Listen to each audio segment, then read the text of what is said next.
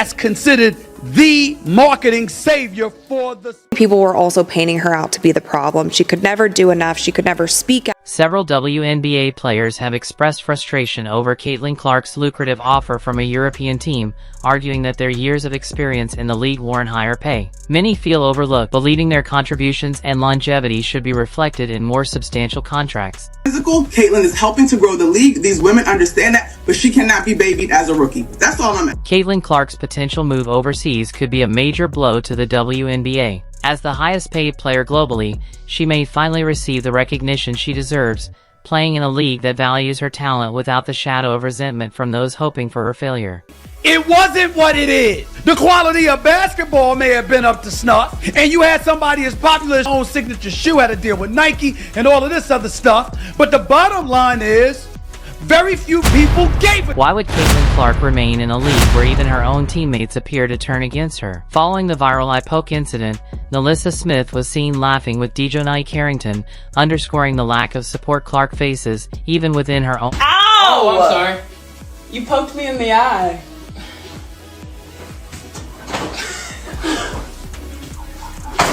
You're an 8-year-old. You did? I did not poke you. Did you do it on purpose? I did not poke you in the eye.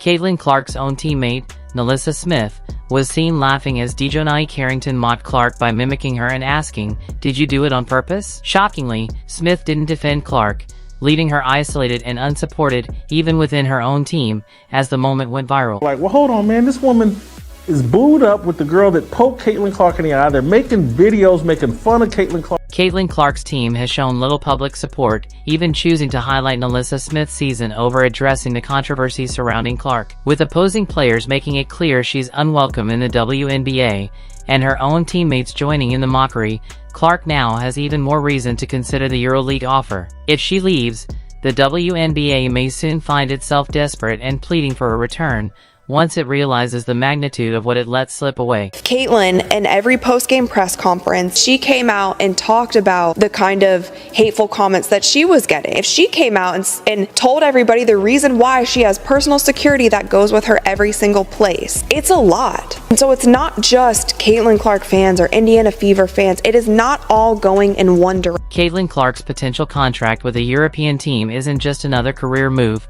It's a stark reflection of the disparities in recognition and opportunity between WNBA veterans and rising stars. Her ability, as a rookie, to attract international offers that even dominant players like Aya Wilson haven't received stirs deep emotions within the league. For many longtime players, it's a frustrating reminder of being overlooked, not only by the WNBA, but also by global markets that now seem to favor hype over tenure. Clark's rapid rise underscores a growing divide that's leaving seasoned athletes questioning their value and visibility. To the degree of Caitlin Clark being on that basketball court and people watching her, but nevertheless, rising tide lift. For Aya Wilson, the frustration over Caitlin Clark's European contract isn't just about the offer itself, it's about the message it sends to the rest of the WNBA. As a league MVP, Wilson has long believed that such a title should carry more weight, translating into top-tier opportunities, both financially and in terms of recognition. Yet now, she's watching Caitlin Clark, a rookie with far less professional experience or accolades,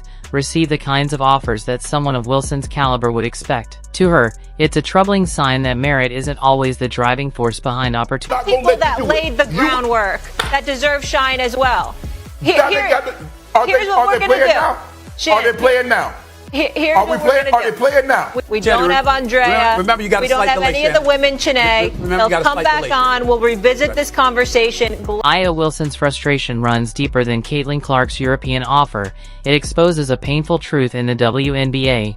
Skill and achievement don't always translate into financial reward. While Caitlin was still in college, she consistently played in front of sold-out crowds and commanded national attention. In contrast, Aya, despite being a league MVP, has struggled to draw the same level of fanfare at the professional level. It's a stark reminder that visibility, than almost anyone else, not just talent, and her departure could lead to a dramatic drop in basketball. viewership. 12 million people are watching ESPN for a game. If that game was on CBS, they probably would have had 25, 30 million people watching. Dejounte Carrington's animosity toward Caitlin Clark is no secret. The tension between the two players has been brewing for some time and came to a head during the now infamous eye poke incident, which left Clark with a black eye. Rather than showing any sign of remorse, Carrington chose to mock Clark afterward, further escalating the hostility. This public display of disrespect wasn't an isolated moment. It reflects a deeper, long-standing resentment Carrington appears to have harbored toward Clark. Know her name. Now, Lisa Smith, if she played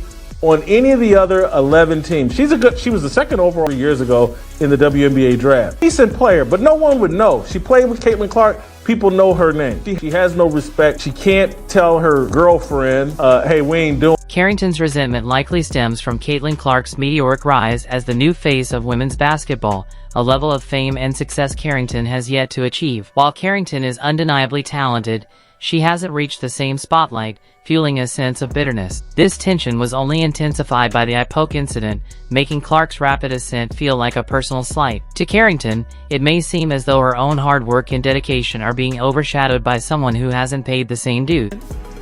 The most watched WNBA games in over 2 decades. What does that tell you?